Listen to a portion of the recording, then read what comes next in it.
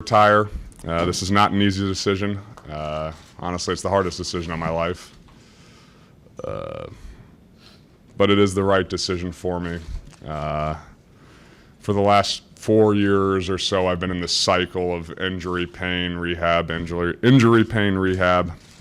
And it's been unceasing and unrelenting, both in season, and off season. And I felt stuck in it, and the only way I see out is to no longer play football. It's taken my joy of this game away, and this.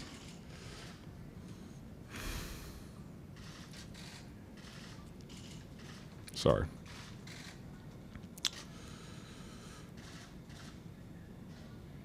I've been stuck in this process. I haven't been able to live the life I want to live, taking the joy out of this game. And after 2016, where I played in pain and was unable to regularly practice, I made a vow to myself that I would not go down that path again. I find myself in a similar situation, and the only way forward for me is to remove myself from football in this cycle that I've been in. Come to the proverbial fork in the road. And I made a vow to myself that if I ever did again, I would choose me in a sense. It's a very difficult and tough day, because I told Frank, I was hoping, Chris and him and I, we were going to grab that Lombardi trophy together someday and have that thing and celebrate. But this is, this league is tough and things change, and he's a pro and he understands. He understands what matters is the facts. We live with those facts. Either you win or you lose. The numbers don't lie, as we always say in the locker room. You are who you are. You are what your record is. I don't know how to make sausage. I don't know what goes into sausage, but I do know how to build a football team, because I've been around for 52 years. It was a 12-hour whirlwind, and Mr. Irsay keeps later hours than I do. So it was late. It was a late call. I mean, it was, and like I said, we had those conversations. I spoke to Heath and I spoke to Chris, and both for a good length of time, and just had real come to Jesus conversations. What do you think? And listen, if you think I was surprised I'm gonna get asked, I haven't been a coach, I wouldn't, that'd be silly, right? So I knew going in what the expectation was gonna be, the questions that were gonna be asked, and I feel fully capable, excited about the opportunity. 8 games to, listen, here's a great part about my career. I came in, nobody expected anything. I'm here, nobody expects anything. If it goes well, hopefully it'll go extremely well. But I have no preconceived notion that I'm going to be some spectacular anything. I know I got to work hard, and I'm auditioning not only for this one, but for 31 others, just like everybody else in this game. Yeah, I'm excited about the opportunity. I hope they are, right? I hope they know how much I care about this organization, about this community as a whole. I mean, my adult life was built here, and I don't diminish this opportunity even the slightest, even if it is for 8 games and everybody wants to run me out of town. Like I believe that I'm called for a reason, and I would not have accepted it without that. Just to begin with a message directly to Colts fans and supporters. It's not often that we share intimate details of a team meeting, but today's going to be one of those rare exceptions. This morning at our team meeting, Chris Ballard and myself spoke to the team, about the events of the last few days, and just thought it was a good moment. Thought it was a good moment. Chris had a lot of amazing things to say. And ultimately, sometimes as a team, what we talk about is we talk about a theme or a word that helps us make sense of things, helps put categories for things, does put context in. And this morning we talked about the word paradox. So a paradox is a statement in which it seems that if one part of it is true, the other part cannot be true. For example, everyone makes a unique contribution on this team, yet everyone is replaceable. We can deeply love and respect and care for each individual, yet the team must come first. Therefore, when it came to Andrew's retirement, that word paradox kind of can help us make sense of what's going on. On one hand, we can respect and honor the player and the teammate that Andrew is and was. But at the same time, we can share an excitement and an enthusiasm about the team that we have going forward and the journey ahead of us. Ultimately, it isn't how good any one player is. It's not. It's about how good we are as a team. Someone asked me a question the other day.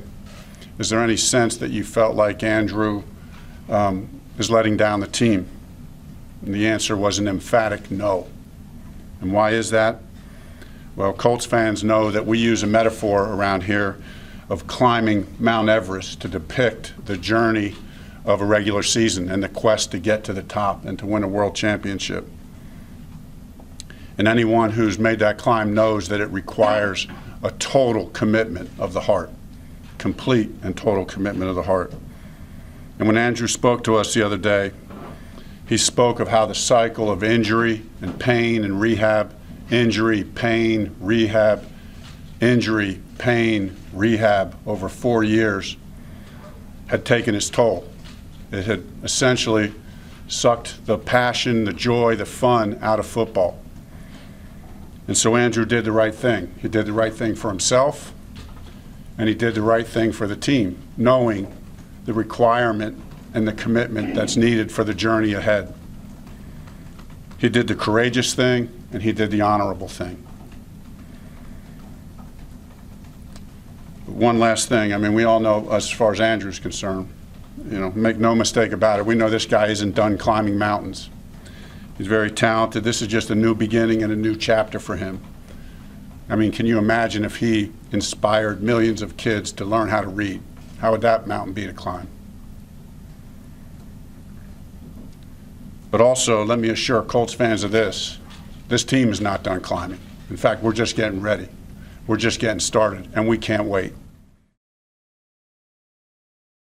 I was really sad. I actually started crying because he's such an important asset to the team, and then he just left like that. I mean, it sucks, especially he's supposed to be our franchise quarterback, but I mean, honestly, it's probably best for him to step away from football with his injuries and stuff. So, I mean, I'm not really against him walking away, but it kind of sucks getting rid of our future right there. Just extremely shocked. We were expecting things to continue as they had been, discussing, and so when that happened so suddenly, we were just shocked. That's the only way I can describe it. I was kind of sad because Andrew Luck was a really good quarterback for Indiana and the Colts.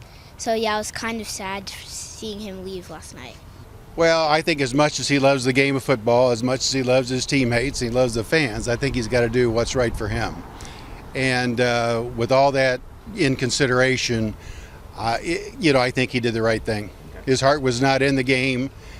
His physical ailments took over, and I think that he had to make the decision what's best for him and his family. I think for himself, he did the right thing. How so? Because if he was actually mentally wore down, which he says, he can get into state of depression and things like that, and it's not really good for him if he's not enjoying what he's doing. I was kind of mad and disappointed, but upon thinking about it, he did what's best for him, and he was supposed to enjoy his life, go out on his terms, and hopefully Brissett and Chad Kelly can keep building what we have going on, and we can still do something special here. I have a great deal of respect for somebody who can make a difficult decision and still feel like they're going to do the right thing for themselves and for their family. I think that once he realized that that's what he needed to do, that he needed to do that. I'm not sure that it being announced that way was good for the fans. I think just like us, they were shocked, and I think that caused some of the negative response, which might not have happened had it been done a different way. We felt like the timing was kind of unusual this far into getting ready for the season. But by the same token, I was telling my daughter-in-law on the way home, the thing that bothered me the most was the times during this season that he was not protected by his team, and that's what started this whole thing was the number of injuries that he had to go through. And I can certainly understand not looking forward to continuing with that sort of thing. And I think that was on his mind, and I don't blame him. It's not just a physical thing, it is a mental. So I think he did it for himself because he's so sick of getting hurt because the offensive line can't do their job. But I think it's good that he did it for himself, but at the same time, I think he should have probably just waited out this year to see if it got better. I think the Colts organization can continue to be positive about this, and I think that Andrew Luck is going to be great for Andrew Luck, and I think the Colts are going to continue to be great for Indianapolis. You know, I don't know how there's a better way of handling something. Obviously, he's been pondering this for an awful long time, and I think there maybe is not a better way to handle it. It just has to be announced, and we just simply move forward.